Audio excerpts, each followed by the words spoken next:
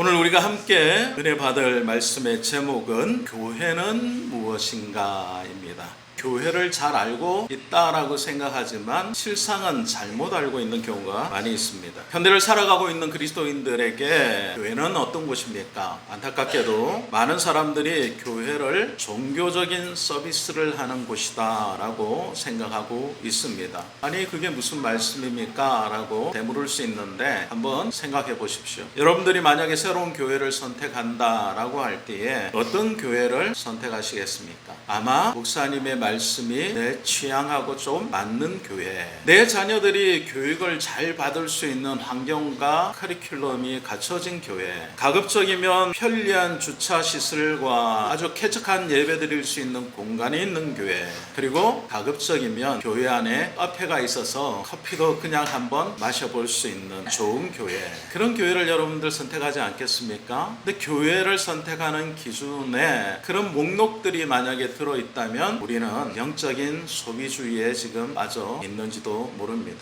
어떤 프로그램이 있는지를 보고 그 가운데 내 취향에 맞는 것, 내가 알고 싶은 것을 듣기 위한, 배우기 위한 목적으로 교회를 다닌다면 교회의 한 부분만을 우리가 알고 있는 것인지도 모른다라는 것입니다. 교회는 취미생활을 할 수 있는 동호회가 아니죠. 동호회는 어떤 것입니까? 취향이 맞는 사람들이 함께 모여서 회비를 내고 그리고 자기가 좋아하는 일들을 하는 겁니다. 근데 교회는 그런 곳이 아니다라는 거예요. 교회는 취향이 다른 사람들이 올 수도 있는 거예요. 교회는요, 회비를 내는 것이 아니라 헌신이 필요한 곳이기도 합니다. 그래서 오늘 말씀을 통하여서 우리가 올바른 교회관을 가질 필요가 좀 있을 것 같습니다. 바울이 이 편지를 디모데에게 보낼 때에 당시에 에베소에서 목회하던 디모데는 에베소에 아주 우상이 가득한 모습들을 너무나도 잘 알고 있었습니다. 아데미 신전이 있었는데 그 아데미는 여신이었어요. 그래서 그곳에서 많은 사람들이 우상을 숭배하며 풍요로움을 누리기를 기대하고 있었다라는 거예요. 그런데 그런 거대한 신전이 있는 그 에베소의 경제적으로 풍요를 누리는 환경 속에서 초대교회는 아주 보잘것없고 초라한 가정에서 모이는 교회였습니다. 번듯한 건물이 있는 것도 아니었고요, 어마무시한 프로그램들이 있었던 것도 아니었습니다. 단순히 주님을 사랑하고 주님이 원하시는 뜻을 분별하는 사람들이 와서 예배드리고 은혜 받는 장소였다라는 것입니다. 그러다 보니 에베소의 다른 여타 우상을 섬기는 신전과 하나님의 교회라고 하는 장소의 외적인 모습은 비교할 수 없을 정도로 너무 큰 차이가 있었다라는 것이죠. 그런데 그런 보잘것없어 보이던 작은 가정에서 모이던 교회가 온 세상을 변화시킬 수 있는 하나님의 놀라운 능력이 되었다라는 것을 우리는 이미 경험하고 있습니다. 오늘 말씀을 통해서 우리가 하나님의 교회에 대한 올바른 관을 좀 가질 필요가 있을 것 같습니다. 하나님의 교회에 대해서 바울 사도는 오늘 첫째로는 뭐라고 이야기하냐면 하나님의 집이다 라고 이렇게 교회를 표현하고 있습니다. 오늘 본문 앞장이 보면은 1절에서 13절까지 교회의 감독과 집사의 자격을 매우 엄격하게 말하고 있습니다. 왜 교회의 감독과 집사의 자격을 엄격하게 말하냐 하면 이 교회라는 것이 단순히 어떤 조직이 아니다라는 것을 말하고 있는 거예요. 조직이라면 체계를 잘 세우고 지도자를 잘 세우면 어느 정도 잘 굴러가는 것이 조직이죠. 그런데 교회는 조직이 아니에요. 먼저 희생하고 헌신할 수 있는 자세와 마음을 갖춘 사람이 있을 때에 그 교회가 세워져 갈 수 있다라는 것입니다. 그래서 단순한 사회적인 조직이 아니라 교회는 하나님의 집이다라고 바울 사도는 먼저 우리에게 가르쳐 주고 있다라는 것입니다. 이 하나님의 집이다라고 할 때 원어적인 의미는 오이코스라고 이렇게 말합니다. 오이코스라고 할 때 이 오이코스는 가족이다, 가문이다, 한 식구다라는 의미를 가지고 있어요. 그래서 구약에서 집을 한번 우리가 살펴보면은 하나님이 거하시는 성전의 의미가 강했습니다. 그래서 베델에서 이곳이 하나님의 집이다라고 말씀할 때 그 집은 하나님의 성전을 의미하는 것이었다는 거예요. 사무엘하 7장 말씀에 보면 그러나 이 하나님의 진입이 단순히 공간적인 의미만을 가지고 있었던 것은 아니다라고 표현하고 있는데 이것이 다윗 언약이다라는 것입니다. 하나님이 다윗에게 약속하신 하나님의 집은 건물이 아니라 영원한 언약 백성된 너희다라고 이렇게 표현하고 있다는 거예요. 구약에서부터 하나님의 집이다라고 교회를 표현했고, 그 하나님의 집은 단순히 건물을 의미하는 것이 아니라 하나님의 언약된 백성을 강조하고 있었다라는 거예요. 그리고 그 약속의 말씀이 신약으로 넘어왔어요. 신약으로 넘어와서 하나님의 집을 부를 때 우리는 하나님의 가족이다라고 이렇게 표현되고 있는 것입니다.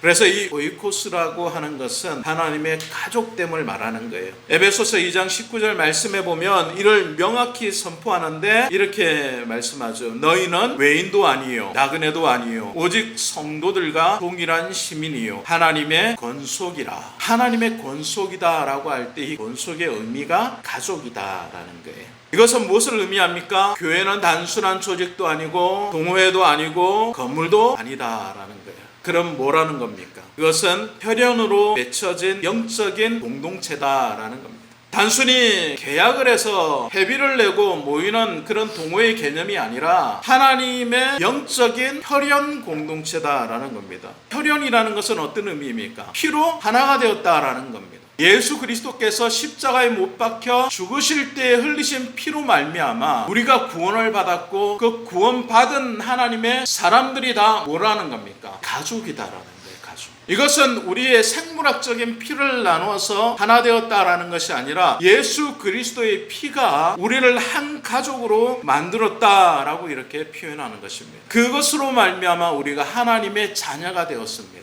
이것을 로마서 8장은 양자됨이다 라고 합니다. 양자는 뭡니까? 내가 입양되었다라는 거예요. 진짜 하나님의 아들이 아니었는데 하나님의 아들로 어떻게 되었다는 거예요? 입양되었다라는 거예요. 입양. 그것을 양자됨이다 라고 이렇게 말하고 있습니다. 예수 그리스도의 피로 말미암아 우리가 입양되었다라는 거예요. 감정적으로 물질적으로 하나 된 것이 아니라 예수 그리스도의 피로 말미암아 언약적으로 하나 된 가족이다 라고 성경은 표현하고 있습니다. 그래서 교회는 우리가 편하게 표현할 때 교회는 뭐다? 교회는 가족이다 라고 이렇게 표현할 수 있는 겁니다. 바로 여러분의 옆에 계신 분들이 여러분의 가족입니다. 여러분이 선택한 사람이 아닐 수도 있어요. 그리고 성격이 안 맞을 수도 있습니다. 마음적으로 미워할 수 있는 마음이 들 수도 있습니다. 그렇지만 우리는 하나님의 가족입니다. 하나님께서 우리에게 주신 혈연으로 예수 그리스도의 피로 말미암아 하나 된 사람들이다라는 겁니다. 그래서 서로 달라도 우리는 서로를 포기할 수 없는 거예요. 여러분, 가족은 가족을 포기하나요? 절대 포기하지 않습니다. 부모가 자식을 포기하는 부모를 본 적이 있습니까? 물론 극단적인 상황에서 그럴 수 있겠죠. 그러나 우리가 삶을 살아가면서 모든 부모는 자녀를 어떻게 합니까?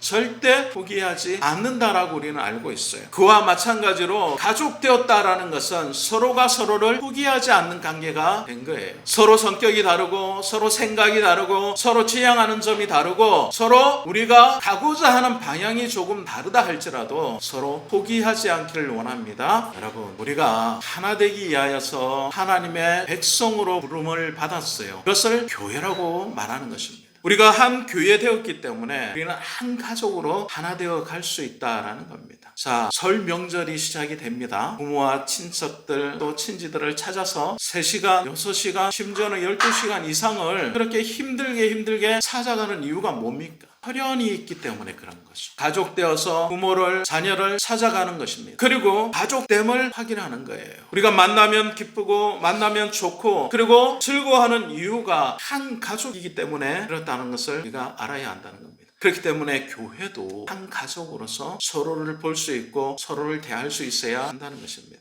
교회 왔을 때 얼굴을 보면 좋고 얼굴을 보면 즐겁고 그리고 모이면 반갑고 그런 마음이 들어야 자동적으로 가족됨을 우리가 느낄 수 있다라는 거예요. 두 번째로 바울 사도는 교회를 뭐라고 표현하고 있냐면 살아계신 하나님의 교회다라고 이렇게 표현합니다. 살아있다라는 것은 당시에 에베소에 그 신들을 섬기던 많은 신전들이 있었는데 그곳에는 신상들이 다 들어있었어요. 근데 신상들은 말을 하나요? 신상들은 다 죽어있는 돌들입니다. 아무런 영향력을 미칠 수 없다라는 거예요. 그런데 살아계신 하나님의 유기적인 교회임을 지금 바울 사도는 강조하고 있는 거예요. 교회는 살아있다라는, 유기적으로 움직인다라는 거예요. 그래서 건물은요, 벽돌이 하나 빠져도 아무렇지 않게 버틸 수 있어요. 그렇지만 사람 몸은 어떻습니까? 유기적이라 만약에 여러분 손가락 하나가 부러지면 어떻게 돼요? 너무너무 아프고 온 신경이 그쪽에 가 있지 않습니까? 교회가 살아있다, 유기체다라고 이렇게 말하는 것은 어떤 의미냐 하면, 우리가 우리 서로에 대하여서 관심과 아픔과 고통을 공유한다라는 거예요. 누군가 아픔을 느끼고 있으면 어떠하는 거예요? 나도 동일하게 아픔을 느낄 수 있어야 되는 거예요. 누군가 슬퍼한다면 나도 슬픔이 느껴져야 하는 거예요. 누군가 기뻐한다면 나도 기쁨을 느끼고, 누군가 좋아하는 일이 생기면 나도 함께 좋아할 수 있는 것이 살아있는 유기체다라는 겁니다. 교회는 하나님의 살아계심을 따라가는 공동체이기 때문에 교회는 살아있는 공동체다라는 것입니다.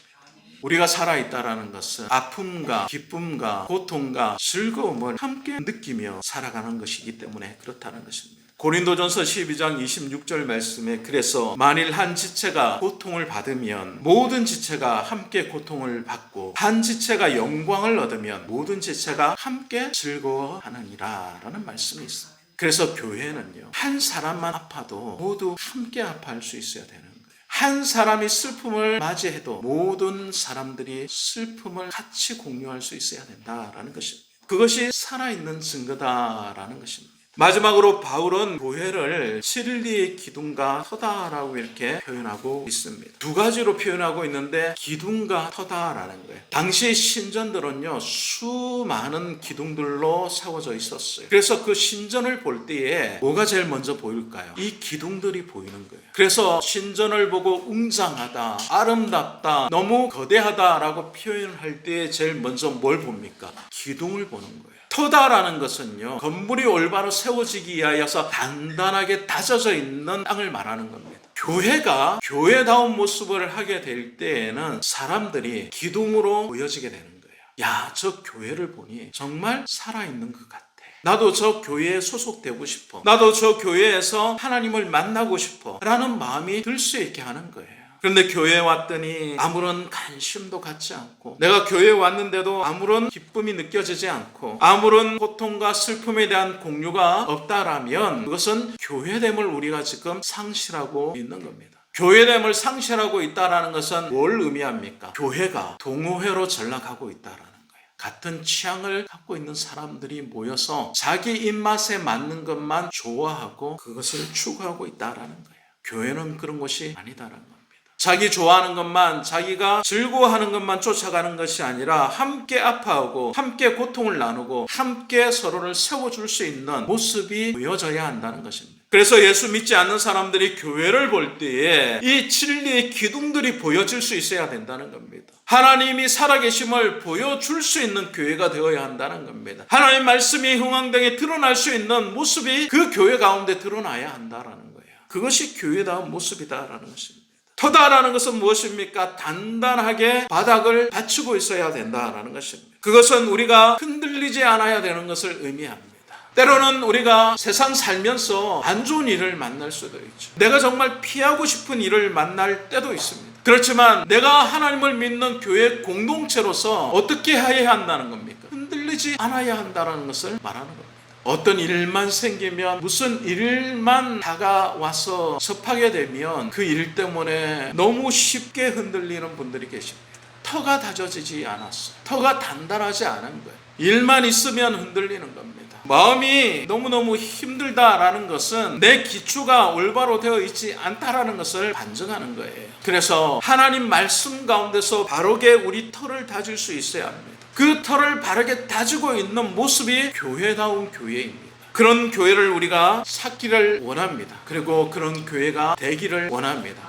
하나님께서 우리에게 그것을 요청하고 계시기 때문입니다. 진리의 말씀 위에 우리가 올바른 기둥을 세우고 그 터 위에 바로 서 있을 때에 우리는 세상 가운데 흔들리지 않게 되는 것이죠. 교회가 만약 이 진리를 타협하기 시작하면 세상 가운데 소망이 없어집니다. 하나님 말씀 위에 굳게 서서 세파에 흔들리지 않아야 되는데 어떤 일만 생기면 자꾸 흔들린다면 이것은 교회다운 모습을 보여주지 못하는 것이다 라고 말할 수 있는 것입니다. 자, 그렇다면 오늘 말씀을 통해서 우리는 이제 어떻게 그러면 살아야 할까요? 교회다운 모습으로 살아갈 수 있어야 됩니다. 15절 말씀에 바울은 이 편지를 쓴 목적을 우리에게 이렇게 밝힙니다. 너로 하여금 하나님의 집에서 어떻게 행해야 할지를 알게 하려 함이니 라고 이렇게 말씀하고 있습니다. 이것은 우리의 정체성이 우리의 태도를 결정한다는 것을 말해주고 있는 것입니다. 우리가 어떤 사람이냐라는 것이 우리가 어떤 모습을 보여주냐를 결정할 수 있게 된다라는 거예요. 우리가 교회다운 모습을 가지고 있다면, 정체성을 가지고 있다면 우리를 통하여 드러나는 모습은 어떻다라는 겁니까? 교회다운 모습이 드러나야 한다라는 것이에요. 그런데 만약에 그렇지 못하다면 우리는 교회의 모습을 가지고 있는 것이 아니라 그냥 한두 번 교회를 방문한 모습으로 비춰질 수 있다라는 것입니다. 여러분, 손님으로 오면은 어떤 마음이 있어요? 내가 손님이니까 대접받고 싶은 마음이 있죠. 내가 손님이니까 이 주인이 나를 좀 잘 대접해줬으면 좋겠다라는 마음이 있는 거예요. 교회도 우리가 손님으로만 왔다 갔다 하면 어떻게 될까요? 늘 편하고 좋고 내 마음이 제일 우선이 되어 있는 거예요. 오늘 교회 갔더니 목사님이 내 마음이 편한 설교를 하셔서 얼마나 좋은지 몰라 라고 그 다음 주에 갔는데 마음이 불편한 설교를 들은 거예요. 그러면 어떤 마음이 들까요? 다음 주에 교회 안 나와야 되겠네. 이건 어떤 마인드다? 손님 마인드다라는 거예요. 구경꾼으로 왔다가 돌아가지 않기를 원합니다. 여러분은 바로 여러분 자신이 하나님의 교회입니다. 교회로서의 주인의식을 가질 수 있어야 된다는 겁니다. 두 번째로는 교회의 질서를 우리가 존중할 수 있어야 되는 거예요. 교회는 하나님의 집이다라고 이렇게 말씀하고 있습니다. 하나님의 집에는 질서가 있어요. 교회는 직분자들이 있고 성도들이 있습니다. 교회의 직분자들은요, 섬기는 자들이에요. 그래서 섬김을 받으려고 하는 것이 아니라 섬기려고 하는 마음을 가지고 있어야 된다는 거예요. 그런데 내가 섬김을 자꾸 받으려고 하는 마음으로 직분자네하고 스스로를 생각하고 있다면, 내가 집사이기 때문에, 내가 권사이기 때문에, 내가 목사이기 때문에 나는 섬김을 받는 게 당연해 라는 마음을 가지고 있다면 지금 여러분들은 교회의 질서를 모르고 있는 겁니다. 교회의 질서는 직분을 맡아서 책임이 커질수록 어디로 내려가야 될까요? 더 아래로 내려가야 되는, 더 섬기는 자의 자세로 내려가야 한다는 거예요. 세상은요, 직분이 높아지면 어떻게 될까요? 점점 더 지시하는 자로 섬기게 돼요. 대접받는 자리에 서고자 하는 마음이 있는 거예요. 근데 교회는 반대입니다. 교회는 점점 더 내려가야 되는 거예요. 직분이, 그리고 섬기는 시간이, 내가 하나님을 믿는 세월이 더 길면 길수록 내 생각과 내 경험과 내 사회적인 지위를 다 내려놓고 더 아래로 내려가야 한다는 겁니다.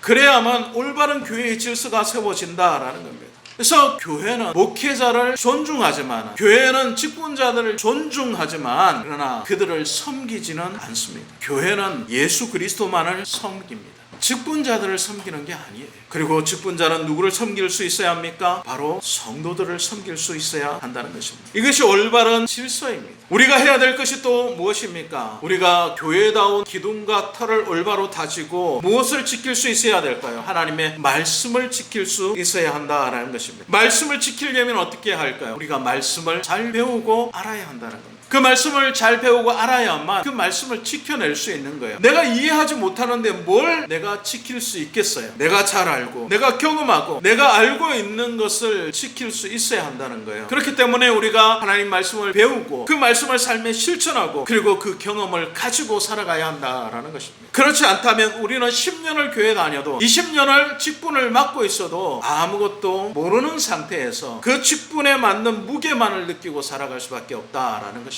사랑하는 여러분, 여러분들은 하나님의 말씀을 잘 지킬 수 있는 아름다운 교회로 세워지기를 원합니다. 그러기 위해서 올바른 말씀을 잘 배울 수 있기를 원합니다. 말씀을 맺겠습니다. 오늘 바울 사도는 우리에게 하나님의 교회에 대하여서 말씀하고 있습니다. 하나님의 교회는 무엇입니까? 하나님의 집이다라고 말씀하였습니다. 그리고 그 집은 하나님의 말씀으로 통하여 입양된 영적인 혈연 공동체다라고 이렇게 말하였습니다. 교회는요, 단순한 조직이 아니에요. 교회는 하나님의 입양된 죄인들이 있는 곳입니다. 하나님은 탕자들이 돌아와서 잔치를 벌이고 있는 아버지의 집입니다. 그렇기 때문에 이 교회를 우리가 진정으로 사랑한다면 이 교회의 올바른 정체성을 알고 있어야 한다라는 것입니다. 단순히 교회를 왔다 갔다 하라는 그런 공간적인 장소로 이해할 수 있어서는 안 된다는 거예요. 교회는 살아있는 유기적인 공동체입니다. 그렇기 때문에 한 사람이라도 아프다면 함께 아파할 수 있어야 되고요. 한 사람이라도 즐거워한다면 같이 즐거워할 수 있어야 하는 것입니다. 그럴 때 우리가 교회다운 교회의 모습으로 살아갈 수 있게 되고 교회다운 교회로 올바른 정체성을 지킬 수 있게 되는 것입니다. 사랑하는 여러분, 교회는 다니는 것이 아니라 교회는 되는 것입니다. 교회는 그냥 다니는 곳이 아니에요. 교회는 되어져 가는 것입니다. 여러분 자신이 바로 하나님의 교회입니다. 교회다운 모습으로 여러분의 정체성을 지키시고 그리고 그 교회다운 모습으로 세상 사람들에게 올바로 세워져 갈 수 있는 저와 여러분 될 수 있기를 주님의 이름으로 간절히 축원드립니다.